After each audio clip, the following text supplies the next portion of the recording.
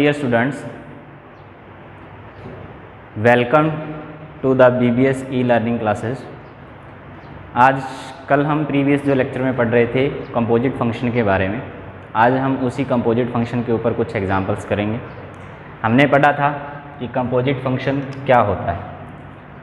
Composite function यानी संयुक्त फलन होता क्या है, इसके बारे में हमने पढ़ा था।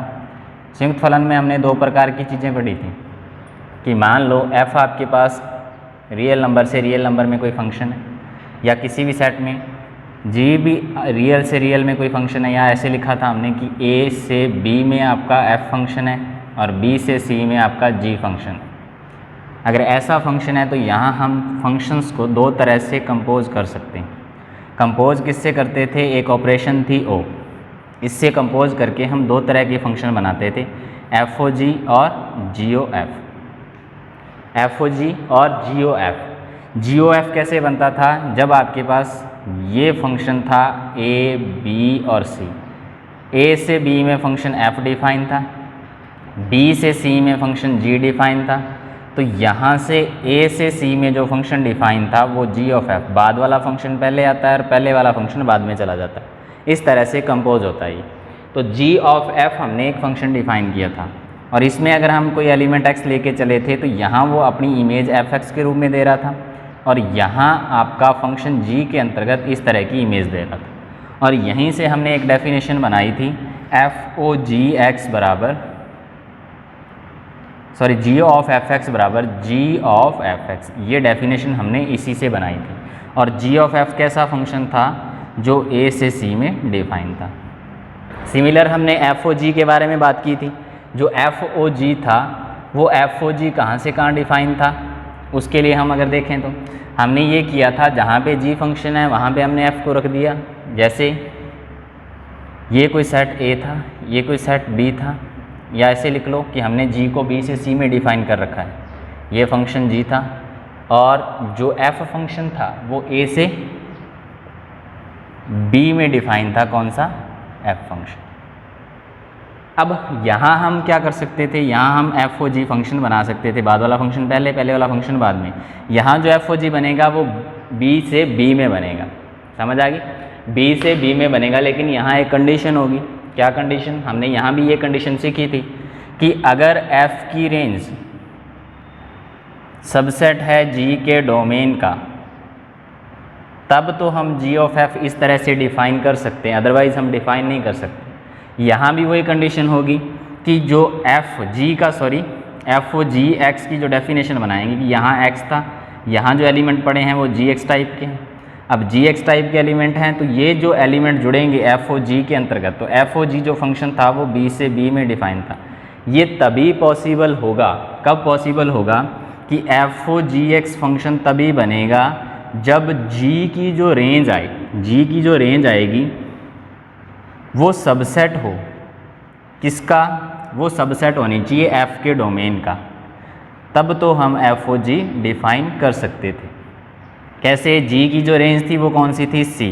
c में हो सकता है कुछ एलिमेंट आपके ऐसे पड़े हों जो रेंज में ना आते हों, तो g की जो भी रेंज है, मान लो c में से जितने भी एलिमेंट g की रेंज में आ रहे हैं वो अगर सबसेट हैं किसका? a का, तब हम FOG को डिफ़ाइन कर सकते थे, अदरवाइज़ नहीं कर सकते थे। कल हमने इसी के ऊपर एक एग्जांपल देखा था, आज इसके आगे वाले एग्जांपल्स हम और करते हैं। तो हम देखते हैं आगे एक एग्जांपल इसी पे बेस।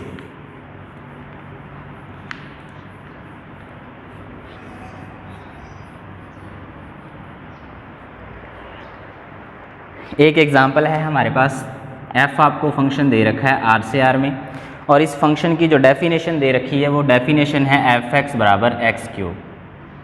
ये हमें f की डेफिनेशन दे रखी है। एक फंक्शन हमें gx दे रखा है g फंक्शन भी कहाँ से कहाँ है? r से r में, और gx की जो डेफिनेशन है वो है 3x - 1। ये आपके पास फंक्शन दे रखे हैं दो। अब हमें क्या चेक करना है? हमें ये चीज़ प्रूफ करनी है।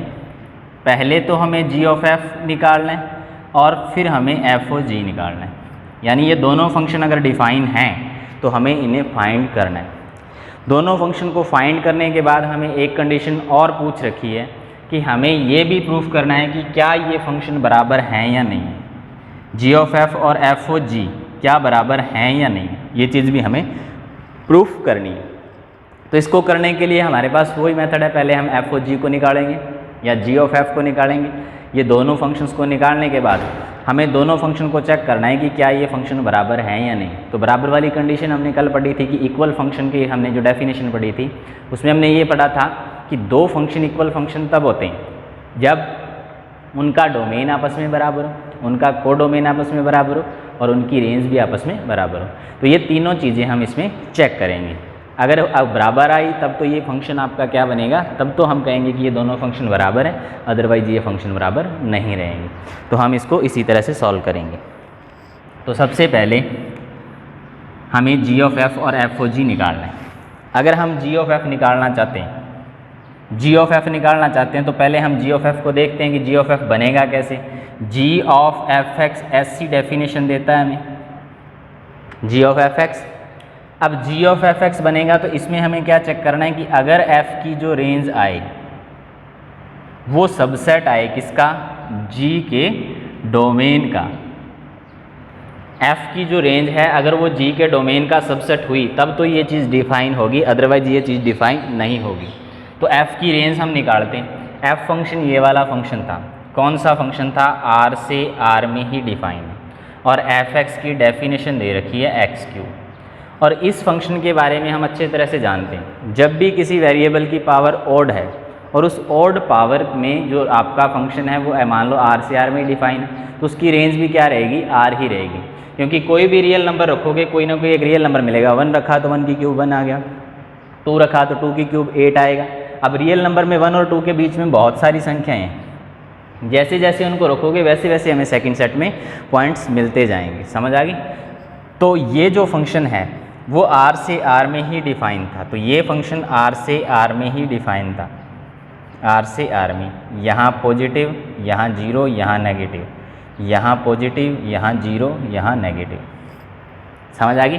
अब पॉजिटिव नंबर है, पॉजिटिव नंबर का क्यूब पॉजिटिव होता है, जीरो का क्यूब जीरो रहेगा, नेगेटिव का क्यूब नेगेटिव रहेगा। यानी इसकी रेंज क्या आ गई, इसकी रेंज आ गई, एफ की रेंज आ गई रियल नंबर। एफ की रेंज क्या आ गई, रियल नंबर। अब एफ की रेंज को हमने चेक करना है जी के डोमेन के साथ। जी का डोमेन हमने देखा तो जी का डोमेन क्या है, जी का डोमेन भी हमें क्या दे रखा है, रियल नंबर। अब जी का डोमेन क्या है आपके पास, रियल नंबर। अब रियल नंबर तो रियल नंबर में कंटेन करता ही है। इट मीन्स हमारी ये जो कंडीशन है वो सेटिस्फाई हो रही है।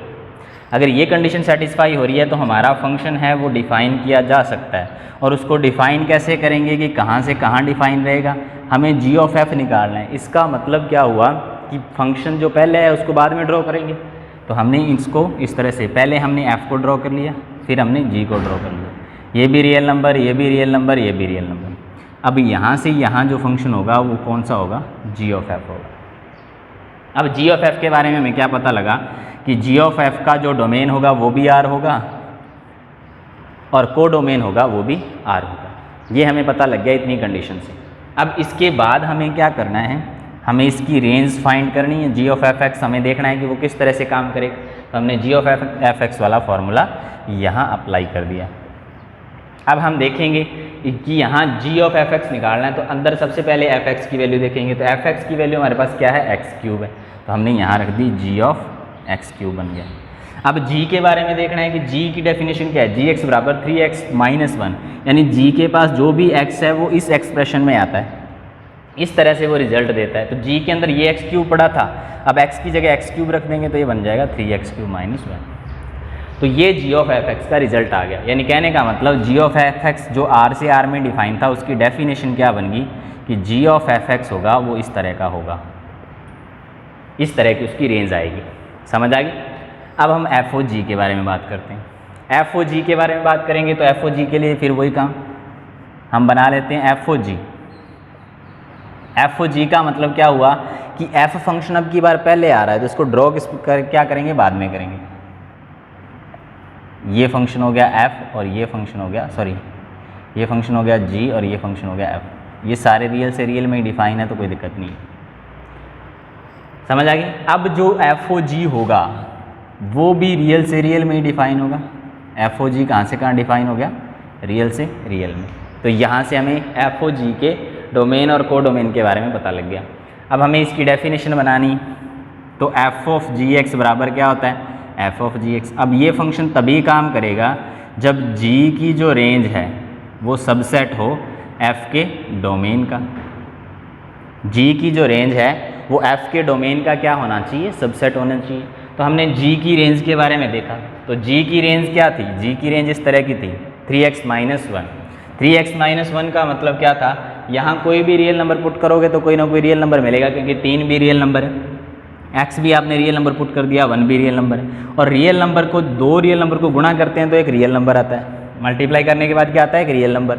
और उसी रियल नंबर को आपने एक रियल नंबर में से माइनस किया तो भी आपके पास क्या आता है, रियल नंबर ही आता है। तो ये ओवरऑल जो इमेज आएगी या ओवरऑल रेंज आएगी वो भी क्या आएगी, रियल नंबर आएगी। और f का डोमेन भी हमें रियल नंबर दे रखा है, तो रियल नंबर में कंटेन करते ही हैं। इट मीन्स कि यहाँ भी अपनी कंडीशन सेटिस्फाई हो रही है, हम यहाँ F O G X define कर सकते हैं। अब F O G X define करेंगे तो कैसे करेंगे, F of G X, F of G X, F of G X का मतलब पहले जी एक्स की वैल्यू रखेंगे, जी एक्स की वैल्यू है 3x माइनस 1। अब f ऑफ 3x माइनस 1 का मतलब f के अंदर जो भी x है वो आंसर में x क्यूब देता है, तो f के अंदर जो भी x है वो क्या आंसर देगा, उसकी क्यूब के रूप में देगा। तो ये इसकी डेफिनेशन बन गई। इट मीन्स इसकी डेफिनेशन हमें क्या मिली कि f ऑफ जी एक्स करोगे तो 3x माइनस 1 का क्यूब आएगा। समझ आ गई। तो ये ओवरऑल हमारा क्या था, रिजल्ट आया। अब देखो, अब हमें क्या करना था, हमें चेक करना है इस फंक्शन को कि क्या ये आपस में बराबर हैं या नहीं। तो यहाँ क्या हो रहा है कि g ऑफ f और f ओ g को आपने देना है, ये g ऑफ f है, ये f ओ g है। सबसे पहले हम चेक करेंगे क्या ये फंक्शन बराबर है या नहीं। बराबर होने या ना होने से हमें क्या क्या चेक करना होता है, हमें ये चेक करना होता है कि दो फंक्शन बराबर तब होते हैं, f एंड g मान लो दो फंक्शन हैं, इक्वल फंक्शन तब होंगे जब f का डोमेन बराबर हो g के डोमेन के, f का को डोमेन है वो बराबर हो g के को डोमेन के, और f(x) बराबर gx हो for all x belongs to जो भी इनका डोमेन आया। समझ आ गई, ये तीन चीज़ें होनी चाहिए।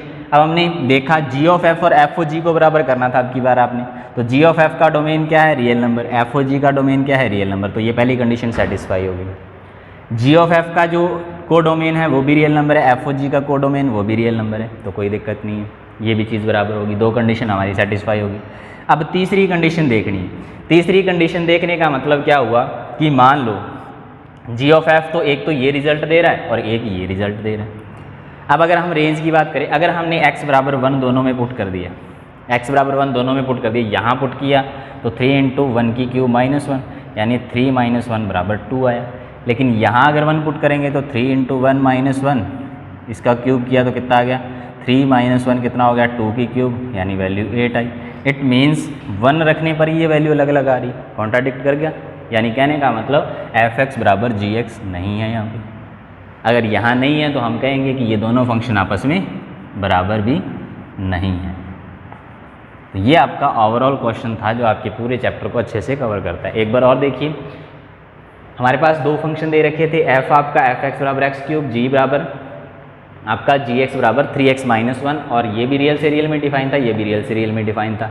हमसे ये पूछा गया कि पहले तो आप g ऑफ f और f ओ g के बारे में ज्ञात करो कि f ऑफ g और g ऑफ f क्या है, उनके बारे में फाइंड करो, उनको फाइंड करो। तो फंक्शन फाइंड करने के लिए हम क्या करते हैं, सबसे पहले उनको कंपोज किया। कंपोज करने के बाद हमने क्या देखा कि हमें इन दोनों फंक्शन को चेक करना है कि क्या ये फंक्शन आपस में बराबर हैं या नहीं है या नहीं है। तो हमने चेक किया जब इसको, तो चेक करने के लिए दो फंक्शन को बराबर चेक करना हो, इक्वल चेक करना हो, तो हमने कल पढ़ा था कि जब दो फंक्शन इक्वल हों तो उनके पास ये तीन कंडीशन होती हैं। पहले का डोमेन दूसरे के डोमेन के बराबर, दूसरे का डोमेन को डोमेन, और दोनों के को डोमेन आपस में बराबर, और दोनों के लिए जो भी x पुट करो तब वैल्यू भी क्या आनी चाहिए, बराबर आनी चाहिए। लेकिन ऐसा नहीं हुआ, तो इसका मतलब ये फंक्शन आपस में बराबर नहीं है। समझ आ गई। तो ये आपका एक बहुत ही अच्छा सा एग्जाम्पल था। अब एक और एग्जाम्पल देखते हैं।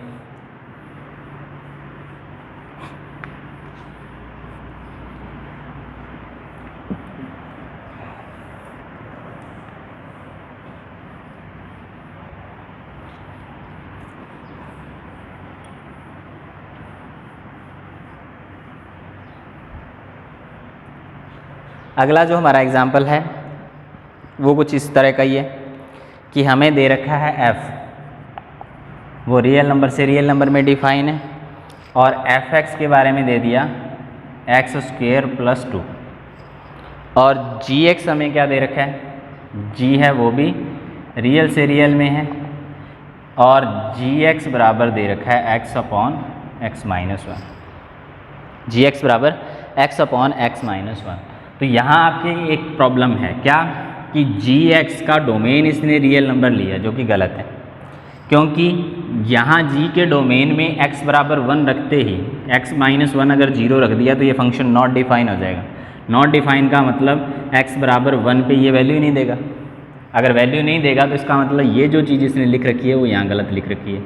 आपने क्या करना है, यहाँ इसके डोमेन में r - 1 कर देना है।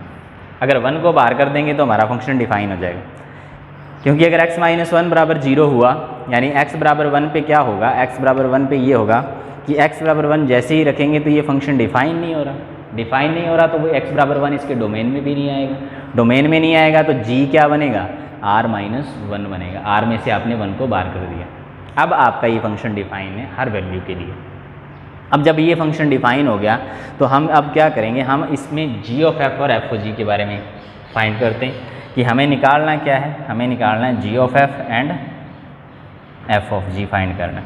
तो फिर वही काम हमारा, हमने सबसे पहले g(f) निकालना है। तो g(f(x) फाइंड करने के लिए हमें क्या करना पड़ेगा, सबसे पहले देखना है कि g(f) कहाँ से कहाँ तक डिफाइन है। तो g(f) डिफाइन करने के लिए हम वही डायग्राम बनाते हैं। पहला जो है हमारा फंक्शन f है वो रियल से रियल में डिफाइन है। g जो फंक्शन है वो r - 1 से लेके r में डिफाइन है। ये आपका g है, ये आपका f था, ये आपका g था। अब हम अगर देखें g(f) तो g(f) बनाने के लिए क्या करना पड़ेगा, g(f(x) होगा, और g(f(x) डिफाइन कब होगा, जब f की जो रेंज आए, f की रेंज आए वो सबसेट होना चाहिए g के डोमेन का। अगर ऐसा हुआ तो हम g(f) को इजीली डिफाइन कर सकते हैं, अदरवाइज नहीं कर सकते। तो सबसे पहले हम f की रेंज फाइंड करते हैं। f फंक्शन कौन सा था, ये वाला x² + 2। तो इस तरह का फंक्शन है, हम देखते हैं इसको f को। ये रियल नंबर से लेके रियल नंबर में डिफाइन था, पॉजिटिव 0 और नेगेटिव, और यहाँ भी पॉजिटिव 0 और नेगेटिव होगा। पॉजिटिव नंबर का स्क्वायर करेंगे, क्योंकि यहाँ स्क्वायर आ गया, स्क्वायर में 2 ऐड करना, हर बार स्क्वायर में 2 ऐड करना, हर बार स्क्वायर में 2 ऐड करना है। तो पॉजिटिव का स्क्वायर तो पॉजिटिव ही होता है। 0 का स्क्वायर करेंगे तो कोई ऐसा 0 होगा वो 2 से जुड़ जाएगा जाके, यानी वो भी किसी नंबर से जुड़ जाएगा जाके। 0 रखोगे तो वो भी r पॉजिटिव से जुड़ेगा। फिर हमारे पास बचा क्या, नेगेटिव नंबर। नेगेटिव नंबर रखेंगे तो नेगेटिव नंबर रखने के बाद ये पॉजिटिव हो जाएगा। मान लो आपने -2 रखा, -2 का स्क्वायर + 2 कितना हो गया, 4 + 2 यानी 6। चाहे आप यहाँ नेगेटिव वैल्यू रखोगे तो वैल्यू तो हमेशा पॉजिटिव ही आएगी। तो नेगेटिव भी किससे जुड़ेंगे, जाके पॉजिटिव से ही जुड़ेंगे। यानी इसकी रेंज क्या बनी, इसकी रेंज बनी r पॉजिटिव, सिर्फ r पॉजिटिव। ये वैल्यू 0 भी नहीं हो सकती कभी, क्योंकि x² + 2 बराबर 0 करने का मतलब x² - 2 यानी x की वैल्यू काल्पनिक हो गई, इमेजनरी होगी, जो हमें दे नहीं रखा, वो तो हमें रियल नंबर दे रखे। समझ आ गई। तो इसका मतलब जो हमारा फंक्शन f है उसकी रेंज क्या आई, उसकी रेंज आई r+। f की रेंज क्या आ गई, r पॉजिटिव, यानी सारे पॉजिटिव नंबर आ गए। हमने g का डोमेन देखा, तो g का डोमेन कौन सा था, r में से सिर्फ 1 को गायब करना है आपने। समझ आ गई, r में से आपने क्या करना है, 1 को गायब करना है। यहाँ अगर देखा जाए तो हम चेक करते हैं कि 1 इसके पास है या नहीं, इसका रिजल्ट 1 आ सकता है या नहीं आ सकता। तो हम 1 रख के देख लेते, क्योंकि इसके पास 1 नहीं है। इसके पास अगर 1 हुआ तो ये इसका सबसेट नहीं बनेगा। हमने 1 देखा तो 1 क्या बनेगा, x² बराबर 1 - 2 यानी x² बराबर -1। फिर आपका ये काम कहाँ चला गया, इमेजनरी नंबर्स में चला गया। तो हमें इमेजनरी नंबर में जाना नहीं है, हमें सिर्फ रियल नंबर दे रखा। तो इसका मतलब इस चीज़ का रिजल्ट कभी 1 भी नहीं आ सकता। तो 1 ऑलरेडी इस सेट में नहीं है। समझ आ गई। तो r पॉजिटिव में से हमने 1 को भी बाहर कर दिया। तो ये हमारा काम और आसान हो गया। इसकी वैल्यू कभी 2 भी नहीं, इसकी वैल्यू 2 अगर रख के देखें तो 2 रखने पर अपने पास वैल्यू कितनी आएगी, जीरो आ जाएगी। जीरो आने का मतलब क्या हुआ कि जैसे ही आप एक्स स्क्वायर प्लस 2 की वैल्यू 2 आ सकती है, कब?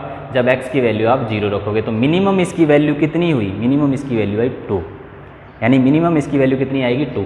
2 से आगे आगे सारी नंबर्स आएंगे, समझ आ गई? तो उससे पहले वाले सारे नंबर्स इसमें से बाहर हो जाएंगे। तो हम क्या लिख सकते हैं कि आर पॉजिटिव है, उसमें से आप क्या कर दो, ये 1 तो बाहर है ही ऑलरेडी, और 1 से लेके 2 के बीच में जितने भी नंबर, 1 से लेके 2 के बीच में जितने भी नंबर्स हैं वो भी इसमें से बाहर जाएंगे, समझ आ गई?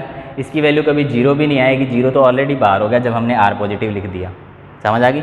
आर पॉजिटिव लिखने का मतलब क्या हुआ? या ओपन ब्रैकेट लगा दो, 0 से लेके 2, 0 से लेके 2 इसके बीच में आने वाला ही नहीं है। आर पॉजिटिव माइनस 0 से लेके 2 के बीच में वैल्यू आएगी नहीं, तो ये इसका ऑल सबसेट बन गया। ये तो इसमें कंटेन करेगा ही करेगा। इसने तो सिर्फ 1 को बाहर किया, सारे रियल नंबर इसके पास हैं। इसके पास आर पॉजिटिव यानी पॉजिटिव नंबर थे, लेकिन 0 से लेके 2 के बीच में इसके पास नंबर नहीं आएंगे, समझ आ गई? अब हमने क्या किया, ये एफ़ की रेंज आ गई हमारी।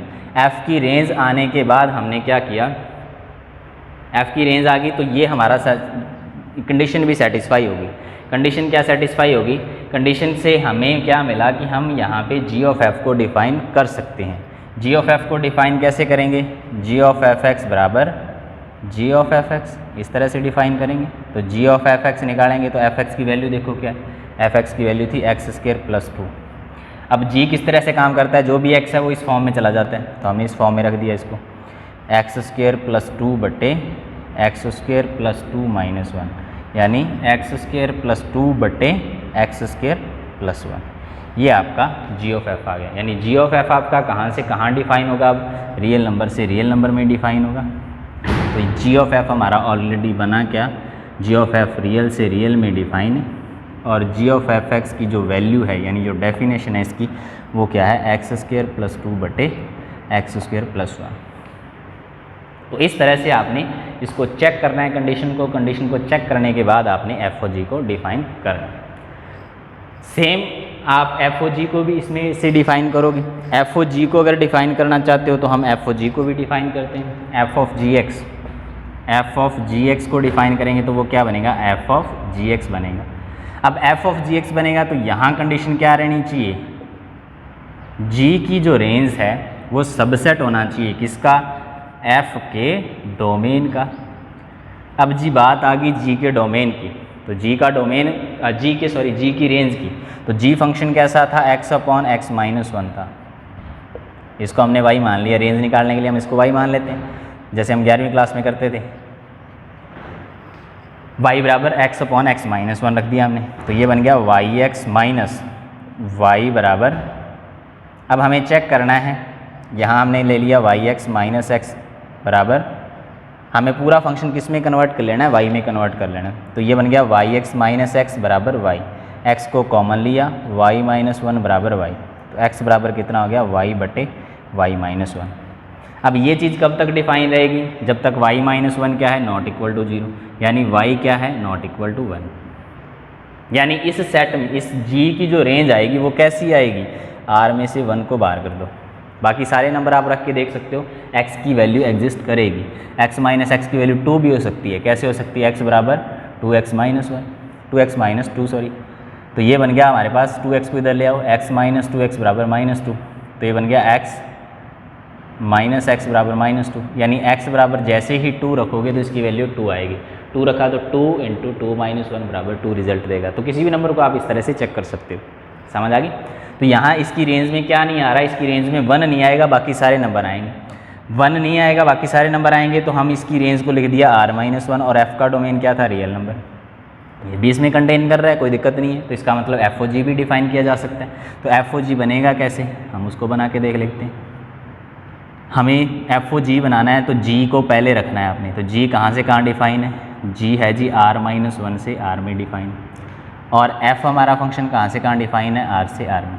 ये हो गया g, ये हो गया f। तो एफ ओ जी जो बनेगा वो हमारा कहाँ से कहाँ डिफाइन होगा, r माइनस 1 से लेके r में।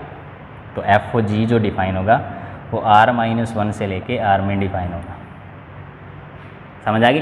और एफ ओ जी की डेफिनेशन जो बनेगी वो क्या बनेगी, एफ ऑफ जी एक्स बराबर एफ ऑफ जी एक्स। अब जी एक्स की वैल्यू रखो, जी एक्स की वैल्यू क्या है हमारे पास, X upon X minus one. F की वैल्यू किस तरह से काम करती है, एक्स स्क्वायर प्लस टू के रूप में। तो जो भी एक्स है उसको एक्स स्क्वायर करके प्लस टू कर दो, तो हो गया एक्स स्क्वायर बटे एक्स माइनस वन का होल स्क्वायर प्लस टू। इसको आप सॉल्व कर सकते हो, इसको आप सॉल्व कर सकते हो, इसको सॉल्व कर लो, वही आपका रिजल्ट आएगा। तो ये आपका ओवरऑल क्वेश्चन था, करने का तरीका, कंपोजिट फंक्शन के क्वेश्चंस को करने का तरीका। अब आप जितनी भी प्रॉब्लम्स हैं उनको सॉल्व करके देखो, जो भी प्रॉब्लम आए वो आप डाउट है वो पूछ सकते हो। अब आगे हम इस फंक्शन की, कंपोजिट फंक्शन की कुछ प्रॉपर्टीज़ को देखते हैं।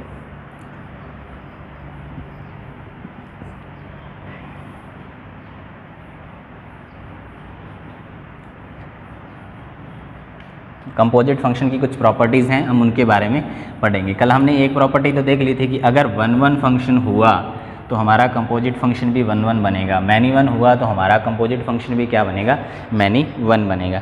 आज हम इसकी एक प्रॉपर्टी देख रहे हैं। पहली जो प्रॉपर्टी है वो क्या कहता है कि जो आपका कंपोजिट फंक्शन होता है वो कॉम्यूटेटिव हो, ये ज़रूरी नहीं है। समझ आ गई कि आपका जो फंक्शन है कंपोजिट आपने बनाया, यानी कहने का मतलब आपने एफ ओ जी बनाया और जी ऑफ एफ बनाया, यानी पहले आपने एफ ऑफ जी और जी ऑफ एफ आपने बनाए। ये चीज़ हमेशा बराबर हो ये ज़रूरी नहीं है, लेकिन कुछ ऐसे केसेस मिलेंगे जहाँ ये बराबर होंगे। समझ आ गई, कुछ ऐसे केसेस भी होंगे जहाँ ये आपस में बराबर रहेंगे। तो हम ये कंडीशन क्या कहेंगे कि ये नॉट नेसेसरी कंडीशन है। नॉट नेसेसरी का मतलब ये ज़रूरी नहीं है कि हर बार ये बराबर आए या हर बार ये बराबर ना आए। समझ आ गई? कैसे, हम इसके ऊपर एक एग्जांपल देखते हैं कि हमारे पास एक फंक्शन है f। कम्यूटेटिव का मतलब यही होता है क्रम विनिमय। क्रम विनिमय का मतलब जैसे आपने 2 और 3 को जोड़ा तो 2 और 3 भी 5 होते हैं और 3 और 2 भी क्या होते हैं, 5 होते हैं। चाहे 2 को पहले रखा चाहे 3 को पहले रखा, इससे कोई फ़र्क नहीं पड़ा, ये आपस में बराबर है। तो इसका मतलब ये दोनों नंबर क्या कर रहे हैं, प्लस के लिए आपस में कम्यूट कर रहे हैं। ये प्लस के लिए क्या कर रहे हैं, आपस में कम्यूट कर रहे हैं। लेकिन अगर ये चीज़ें अभी हमने जो पहले पढ़ा था उसमें हमने एक फंक्शन पढ़ा था जिसमें एफ ऑफ जी और जी ऑफ एफ बराबर नहीं आए थे। अब ये चीज़ हमेशा ज़रूरी नहीं है, कहीं ऐसा केस भी मिलेगा जहाँ एफ ऑफ जी और जी ऑफ एफ आपस में बराबर हो जाएं। तो हम क्या करते हैं, सबसे पहले इसके ऊपर एग्जांपल कर लेते हैं। जैसे हमारे पास एक फंक्शन है रियल नंबर से रियल नंबर में, और एफ एक्स की वैल्यू कितनी है, एक्स स्क्वायर। जी हमारे पास एक फंक्शन है जो रियल से रियल में, और जी एक्स बराबर है एक्स क्यूब। ये हमारे पास दो फंक्शन है। अब हम देखते हैं इसके लिए जी ऑफ एफ और एफ ऑफ जी निकालते हैं। जैसे हमने एक प्रीवियस एग्जांपल किया उसमें हमने एफ ऑफ जी भी निकाला, जी ऑफ एफ भी निकाला, उन दोनों को चेक किया तो आपस में बराबर नहीं आए। तो वो चीज़ हमेशा ज़रूरी नहीं है, ये कभी कभार ऐसा केस भी आएगा जब आपका फंक्शन आपस में क्या हो जाएंगे, बराबर हो जाएंगे। एफ ऑफ जी और जी ऑफ एफ आपस में बराबर हो जाएंगे, और जब ये बराबर होंगे तो हम कहेंगे कि ये कम्यूट कर रहे हैं। तो वो कुछ स्पेशल कंडीशन होंगी, जैसे ये कंडीशन है, ये वाली कंडीशन। इसमें हम क्या करेंगे, एफ हमारा रियल से रियल में, जी भी रियल से में, एफ एक्स की डेफिनेशन एक्स स्क्वायर है, जी एक्स की डेफिनेशन एक्स क्यूब है। तो हमें क्या निकालना है, हमें G of F and F O G दोनों फाइंड करने हैं और चेक करना है कि क्या ये आपस में कम्यूट करते हैं या नहीं करते। तो सबसे पहले हम जी ऑफ एफ निकालते हैं। तो जी ऑफ एफ निकालने से पहले हम इसको चेक करेंगे कि ये चीज़ एफ की जो रेंज है वो सबसेट होनी चाहिए किसका, जी के डोमेन का। एफ़ की रेंज जी के डोमेन का सबसेट होना चाहिए। तो एफ़ की रेंज देखते हैं। तो एफ़ की रेंज क्या है, एफ़ आपका एक फंक्शन है जो रियल से रियल में डिफाइन है, और उसकी डेफिनेशन क्या है, उसकी डेफिनेशन है एफ एक्स बराबर एक्स स्क्वायर। जब एक्स स्क्वायर आता है तो पॉजिटिव का स्क्वायर करें तो पॉजिटिव आता है, जीरो का स्क्वायर करोगे तो जीरो आएगा, नेगेटिव का स्क्वायर भी क्या आएगा, पॉजिटिव आएगा। यानी कहने का मतलब इस एफ़ की जो रेंज होगी वो क्या होगी, वो होगी आर पॉजिटिव और उसके साथ जीरो। आर पॉजिटिव के साथ क्या आएगा, जीरो आएगा। तो आर पॉजिटिव के साथ आपने जीरो लिख दिया। एफ़ की range R positive union zero आ गई। अब आर पॉजिटिव यूनियन जीरो एक सेट पड़ा है, और जी का डोमेन हमने देखा तो वो कैसा था, रियल नंबर था। तो ये रियल नंबर में कंटेन कर रहे हैं। आर पॉजिटिव यूनियन जीरो है, वो रियल नंबर में कंटेन कर रहा है। इट मीन्स हमारी ये कंडीशन सेटिस्फाई होगी। सेटिस्फाई होगी तो हम ये फंक्शन डिफाइन कर सकते हैं। तो डिफाइन करने के लिए फिर वही काम कि जी ऑफ एफ निकालना है, तो पहले एफ़ को रखो। एफ़ हमारा कहाँ से कहाँ डिफाइन है, रियल से रियल में, और जी हमारा कहाँ से कहाँ डिफाइन है, रियल से रियल में। जी भी कहाँ से कहाँ डिफाइन है, रियल से रियल में। तो हमें क्या निकालना है, जी ऑफ एफ। ये जी था, ये एफ था, तो जी ऑफ एफ जो होगा वो भी कहाँ से कहाँ जाएगा, रियल से रियल में। तो जी ऑफ एफ जो बनेगा वो भी रियल से रियल में बनेगा। अब इसकी डेफिनेशन बनाते हैं, तो डेफिनेशन क्या बनेगी, जी ऑफ एफ एक्स बराबर जी ऑफ एफ एक्स। अब एफ एक्स की वैल्यू रखो, एफ एक्स कितना है हमारे पास, एफ एक्स है हमारा एक्स स्क्वायर, और एक्स स्क्वायर जी के अंदर जो भी एलिमेंट है उसकी क्यूब हो जाती है, तो एक्स स्क्वायर की भी क्या हो जाएगी, क्यूब। यानी हमारा आंसर क्या मिला, एक्स की पावर 6। ये तो हमारा जी ऑफ एफ हो गया। अब हम एफ ओ जी निकालते हैं, एफ ओ जी। तो एफ ओ जी निकालेंगे तो एफ ओ जी क्या कैसे बनेगा, एफ ऑफ जी एक्स बराबर एफ ऑफ जी एक्स। पहले हम कंडीशन चेक करते हैं, कंडीशन क्या है कि जी की जो रेंज है वो आपका सबसेट होनी चाहिए किसका, एफ के डोमेन का। अब हम जी की रेंज के बारे में बात करते हैं, तो जी की रेंज क्या है, जी एक्स बराबर एक्स क्यूब है, और एक्स क्यूब है तो मैंने आपको बताया था कि जब आपकी एक्सप्रेशन की पावर कैसी हो, ऑड पावर हो, तो उसमें पूरे रियल नंबर आ जाएंगे। तो ये इसकी रेंज क्या रहेगी, पूरा रियल नंबर। और एफ़ का डोमेन भी क्या है, रियल नंबर। रियल नंबर तो रियल नंबर में कंटेन करते ही, रियल नंबर हैं वो आपके रियल नंबर में कंटेन करेंगी। तो रियल नंबर अगर रियल नंबर में कंटेन करते हैं तो हमारी कंडीशन भी सेटिस्फाई होगी। तो हमें क्या मिला कि हम एफ ऑफ जी डिफाइन कर सकते हैं।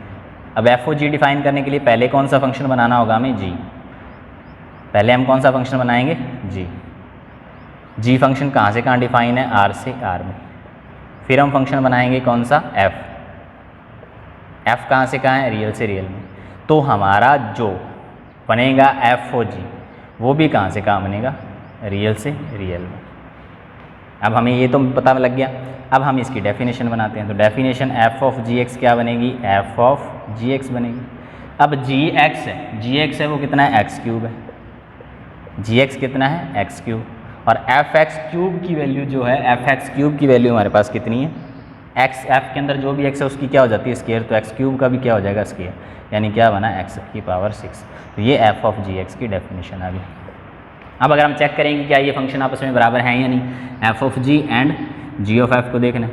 तो हम अगर देखें एफ ओ जी और जी ऑफ एफ बराबर कब होंगे, जब दोनों के डोमेन, दोनों के कोडोमेन और दोनों की जो आपकी एक्स पुट करने पर जो भी वैल्यू आ रही है वो आपस में बराबर रहनी चाहिए। तो हमने देखा एफ ऑफ जी का जो डोमेन है वो कितना है, रियल नंबर, और जी ऑफ एफ का डोमेन भी कितना है, रियल नंबर। ये देख लो, आप चेक कर लो। ये एफ ओ जी है, वहाँ कहाँ से कहाँ डिफाइन था, एफ ऑफ जी भी रियल से रियल में डिफाइन था, और जी ऑफ एफ भी रियल से रियल में डिफाइन। तो एफ ओ जी और जी ऑफ एफ का डोमेन भी कितना है, रियल नंबर है। दोनों के जो को डोमेन है वो भी बराबर है। एफ ऑफ जी का जो को डोमेन है, सहप्रांत है, वो रियल नंबर है, वो भी आपका आपस में बराबर है। और तीसरी चीज़ हमें पुट करके देखना है एफ एक्स और जी एक्स को। अब एक्स क्यूब आ गया, एक्स क्यूब आने का मतलब रियल नंबर में कोई भी पुट करोगे, मान लो आपके पास दोनों की वैल्यू कितनी है, एक्स की पावर 6। एक्स की पावर 6 होने का मतलब क्या है कि अगर आप 1 की क्यूब करोगे तो इसकी वैल्यू भी 1 आएगी, इसकी वैल्यू भी 1 आएगी। 2 रखोगे इसकी वैल्यू भी 8, इसकी वैल्यू भी 8, यानी हर नंबर पे इनकी वैल्यू भी बराबर आ रही। तो ये चीज़ भी आपस में बराबर है, for all X belongs to real. अब ये तीनों चीज़ आपस में बराबर है, तो it means G of F और एफ ऑफ जी आपस में बराबर होगी। तो ये आपकी एक स्पेशल कंडीशन थी जिसमें एफ ऑफ जी और जी ऑफ एफ आपस में बराबर हुए। तो हम कह सकते हैं कि ये चीज़ हमेशा ज़रूरी नहीं है। जैसे हमने एक पहला एग्जांपल किया था, उसमें जी ऑफ एफ और एफ ऑफ जी बराबर नहीं आए थे, लेकिन इसमें क्या है, जी ऑफ एफ और एफ ऑफ जी आपस में बराबर आएंगे। तो हम स्टेटमेंट क्या लिख सकते हैं, हम स्टेटमेंट ये लिखेंगे कि आपका जो कंपोजिट फंक्शन है, वो कंपोजिट फंक्शन ये ज़रूरी नहीं है कि वो हमेशा कम्यूट करे। वो कम्यूट कर भी सकता है और वो कम्यूट नहीं भी कर सकता। ये कोई स्पेशल कंडीशन नहीं है कि वो कम्यूट करेगा। कुछ कंडीशंस आएंगी जिसमें वो कम्यूट करेगा, कुछ कंडीशंस ऐसी होंगी जिसमें वो कम्यूट नहीं करेगा। तो ये आपका ओवरऑल कंपोजिट फंक्शन के बारे में जो बेसिक जो था वो आपका यही था। अब आप जितने भी इसके एग्जाम्पल्स हैं उनके ऊपर आप फोकस करोगे। अब दूसरी चीज़ हम देखेंगे, अगला जो हमारी जो प्रॉपर्टी है वो है कंपोजिट फंक्शन है वो एसोसिएटिविटी फॉलो करता है। एसोसिएटिविटी फॉलो करने का मतलब, एसोसिएटिविटी साहचर्यता नियम,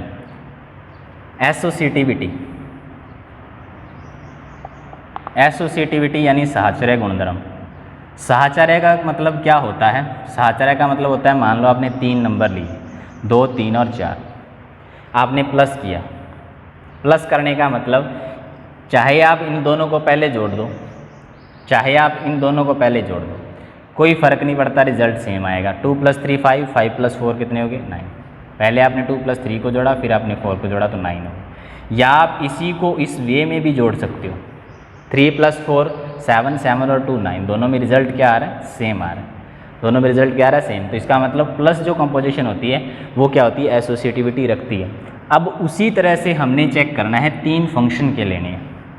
यहाँ हम 3 नंबर की बात कर रहे थे, यहाँ हम 3 फंक्शन लेंगे, एफ, जी और एच। इनके बीच में ये फंक्शन लगा देंगे, समझ आ गई, इनके बीच में ये कंपोजिशन लगा दी, तो ये हमेशा एसोसिएटिविटी फॉलो करेगा।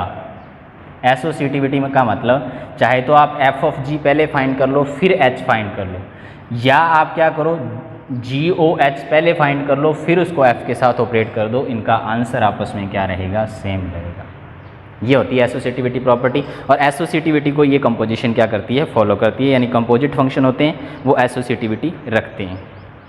समझ आ गई। तो ये आपका ओवरऑल काम था जो आपका इसमें दे रखा है। अब आप इसके एक्सरसाइज के एग्जाम्पल करके देखोगे, और जो भी आपको डाउट्स हैं वो आप डाउट्स हमसे पूछोगे। वो आप व्हाट्सएप के थ्रू पूछ सकते हो या आप कमेंट करके पूछ सकते हो। तब तक के लिए आप इसकी एक्सरसाइज करो, आप इसकी प्रैक्टिस करो, और आगे हम जो भी टॉपिक होगा वो आगे हम इससे आगे अगली नेक्स्ट जो वीडियो आएगी उसमें करेंगे। Thank you.